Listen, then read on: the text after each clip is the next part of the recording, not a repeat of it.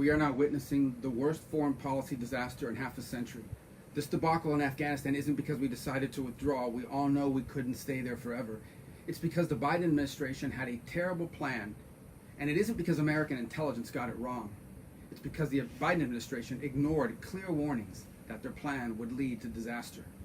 Look, Biden's withdrawal plan was built on the assumption that Afghan security forces could hold off the Taliban for at least another year. But everyone knew that the only way that they could do that was if the United States continued to provide them with airstrikes against the Taliban. The Biden plan called for scaling back and then ending air support. So in essence, the Biden plan was built on a status quo that their own plan intended to change.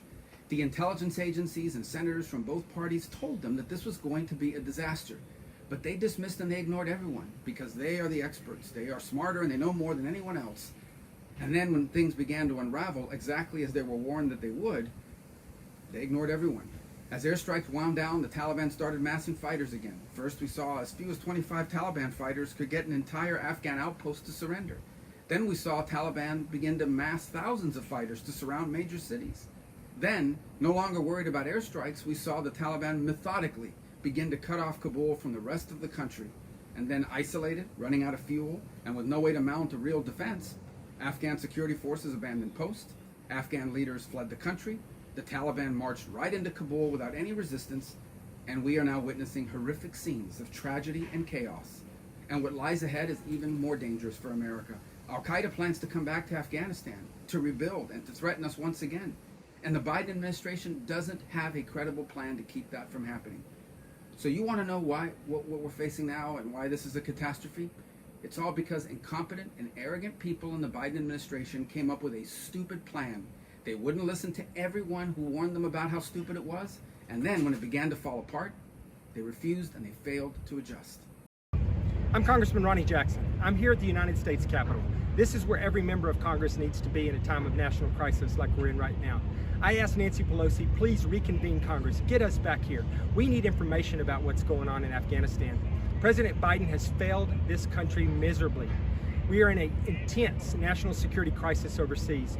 Congress needs to be involved in what's happening. We've already had 13 U.S. service members killed. There are others that are in harm's way right now. I have American citizens, U.S. citizens from my district that are stuck in Kabul right now.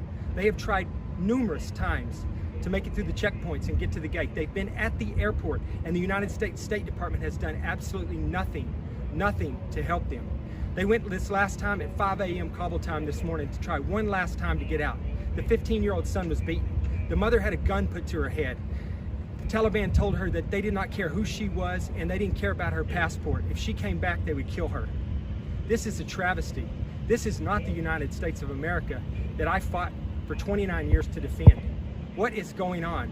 This makes my blood boil. I ask Nancy Pelosi, I demand Nancy Pelosi, bring members of Congress back right now. We have to put this to a stop. We have to do something about this crisis, and we have to do it now.